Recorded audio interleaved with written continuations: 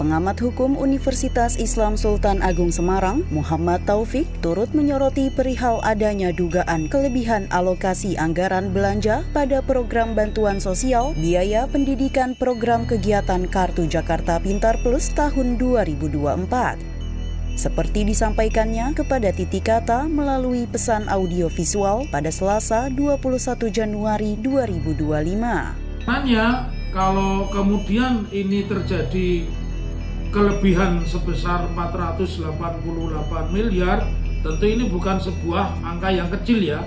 Angkanya itu hampir 40% menurut saya. Oleh karenanya, kalau ini tetap dijalankan, kalau kita melihat bahwa anggaran itu harus berbasis fix ya, artinya kepastian. Jadi anggaran itu tidak bisa bersifat perkiraan begitu ya, perkiraan. Nah, pembengkakan ini kalau tidak sesuai nomenklatur anggaran, ya berarti ini penyelewengan.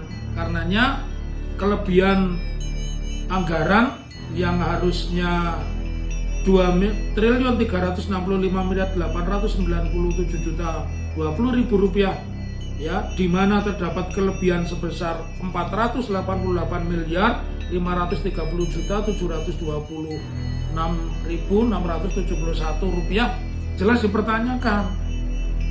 Ini alokasinya untuk apa begitu ya? Karena nomenklaturnya itu adalah bantuan sosial biaya pendidikan.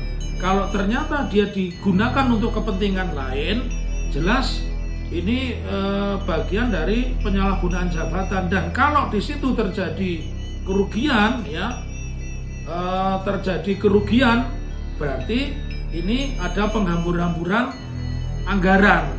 Selain itu, Taufik juga menyampaikan adanya indikasi tindak pidana korupsi terkait hal tersebut.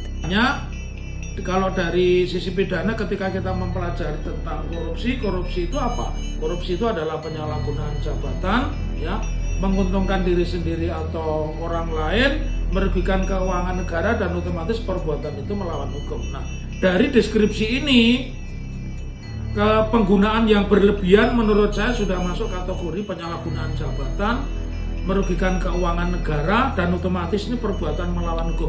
Oleh karenanya harus terbit satu kebijakan, semua anggaran yang dipakai hari ini harus diaudit, dan ketika angka sebesar 400 miliar lebih itu tidak bisa dipertanggungjawabkan, ya konsekuensinya ya itu melanggar perda, dan melanggar perda itu pagunya melebihi dari batas, ya tentu ada 3 hal tadi: perencanaan yang tidak matang, mismanagement, dan yang pasti tidak profesional ya.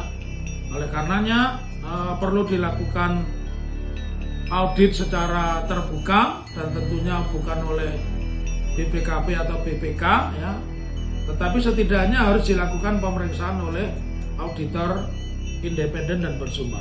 Terpisah, Wakil Ketua Dewan Perwakilan Rakyat Daerah DKI Jakarta, Imam Mahdiah, kepada Titik Kata menyampaikan tanggapannya di Balai Kota pada Jumat 24 Januari 2025. Itu yang memang kita minta Dinas Pendidikan benar-benar screening, karena kemarin ketika anggaran ini sudah disiapkan, tapi data terakhir itu misalkan di Bapendanya itu bermasalah, kayak pemilikan mobil dan lain sebagainya, itu yang memang kita sisir sekarang. Jadi dengan dana yang ada agar bisa dimaksimalkan memang orang-orang yang memang dapat masuk dalam penerimaan gitu. Karena kemarin itu masih bermasalah dengan DTKS, jadi kita minta Bapenda sudah langsung berkoordinasi dengan Dinsos.